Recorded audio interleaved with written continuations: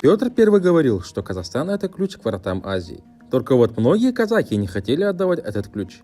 Однако Россия все же начинает оккупировать казахское ханство уже с 17 века. В 1822 и в 1824 годах империя проводит реформы и убирает с власти ханов. По сути, казахское ханство распадается. В это время начинается волна восстаний, и одно из восстаний возглавил Кенесары хан. Кенесары является внуком Абылай-хана. Как? А вот так. Когда Абылай-хан был в плену у джунгаров, его засватали с племянницей правителя Джунгари Галдан-Серена Топаш-ханом. У Абылай-хана с Топаш-ханом рождается сын Хасым, а у Хасыма рождается сын Кенесары. Наверное, тут и говорить не надо, что Кенесары с детства умел стрелять, скакать, держать меч в руках и так далее.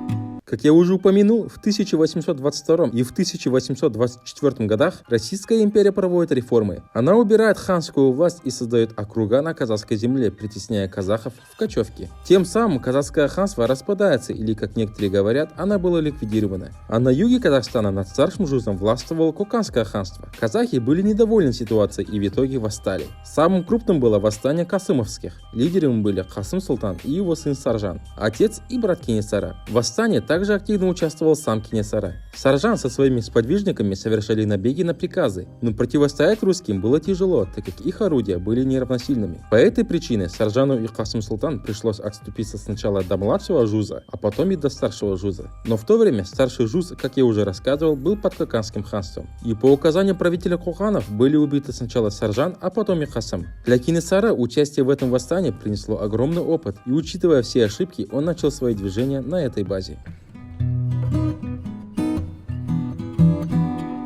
Российская империя собирает налоги у казахов среднего и младшего жуза. Аулы подвергаются грабежам, земель для кочевки становится все меньше и меньше. В это время старший жуз продолжает подчиняться Коканскому ханству. В такой тяжелый момент появляется Кенесары хан, его целью была независимость казахов. Вначале Кенесары пишет письма царской власти, чтобы те прекратили строить укрепления, дали свободу казахам, а также освободили заключенных казахов. Но царская власть игнорирует письма, и тогда Кенесары начинает свое движение. Присоединяйтесь ко мне, если вы против Российской империи. Вместе мы выиграем. Кенесары Касымұлы. Вау, круто! Слышал, Кенесары собирает армию? Да, слышал, он уже успешно начал свое движение. Тогда пошли к нему. Пошли. Кенесары высылал казахам письма, и слухи о его восстании быстро разошлись по степи. Но далеко не все казахи были за Кенесары, были и те, кто против. Кенесары их жестоко усмирял. Среди них в основном были бии, султаны и богатые казахи, которые сотрудничали с Российской империей. Они также собирали дань с казахских аулов, забирали себе богатство простых жителей. Впрочем, и в наше время есть такие граждане страны. Йолсандарш.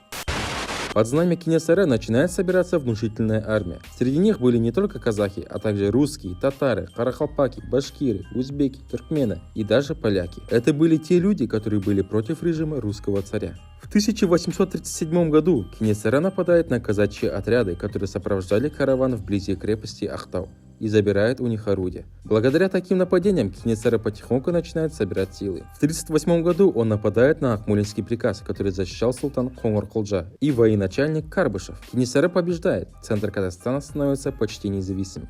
Но нужно было освободить и остальные регионы. Кенесары из-за этого двинулся в сторону Торгая. К нему навстречу вышел карательный отряд Лебедева с Оренбурга. Лебедев почти окончательно выигрывает, но из-за весеннего половодья отходит назад. В это время к Кенесары присоединяется Жоламан-Тленше. Он возглавлял восстание в младшем жузе. Таким образом, объединившись, они создали большую силу. Позже к движению присоединяется все больше и больше людей, и она начинает охватывать все больше территории. В 1840 году Кенесары отправляется на землю Коканда в надежде на сотрудничество.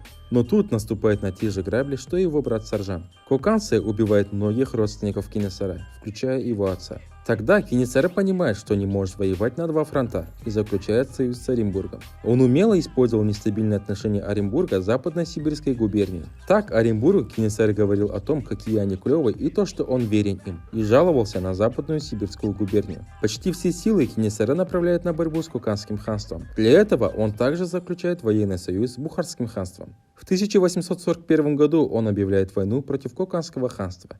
Кстати, до войны с ним в 1841 году его избирают единым ханом Казахского ханства всех 3 жузов. В это время губернатор Западной Сибири Горчаков сообщает губернатору Оренбургу Перовскому, что Кенесары объявил себя ханом и воюет против Коканского ханства за независимость. Перовский, не веря, спрашивает самого Кенесары.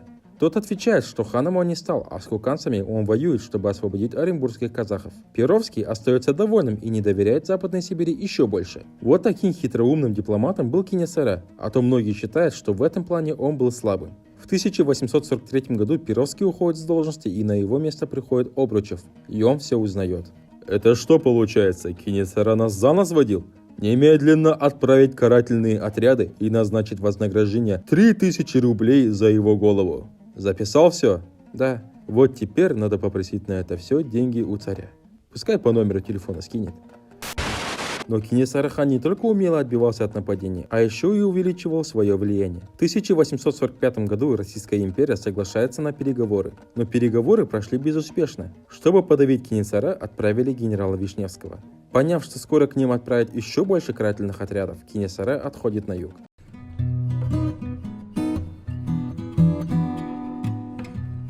В это время Кенесары успешно ведет войну против Коканского ханства. Он возвращает города Жаңақорған, Созак, Жүлек, Мерка, Түркістан. Понимая, что ему нужны еще союзники, Кенесары приходит к кыргызам и предлагает им военный союз против Коканского ханства.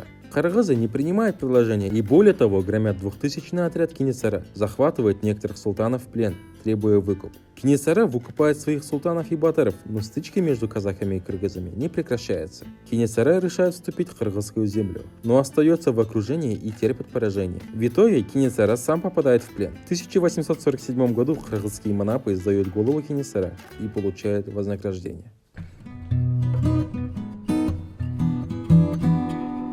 Голову Кенесары кыргызские манапы отдают генерал-губернатору Западной Сибири Горчакову, и с тех пор она не возвращалась на родину. Ходят легенды, которые гласят, что Ванга предсказала, что если вернуть голову буйного правителя, то Казахстан заживет как никогда прежде. Под это описание подходит Кенесары хан и Кейкобатыр.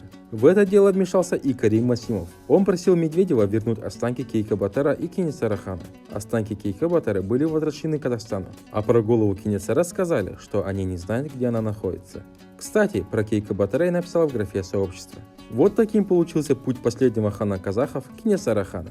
А следующий выпуск будет про Орбулакскую битву, где 600 казахов смогли одолеть 50-тысячную армию джунгар в 1643 году. Я расскажу, как это все произошло и сколько в действительности было джунгар и казахов. Поэтому подпишитесь на канал, чтобы не пропустить. И еще, не забудьте поставить лайк, нажать на колокольчик, оставить комментарий, подкачаться, почитать книги, позвонить маме, полезно позавтракать и жатарда сейебжат.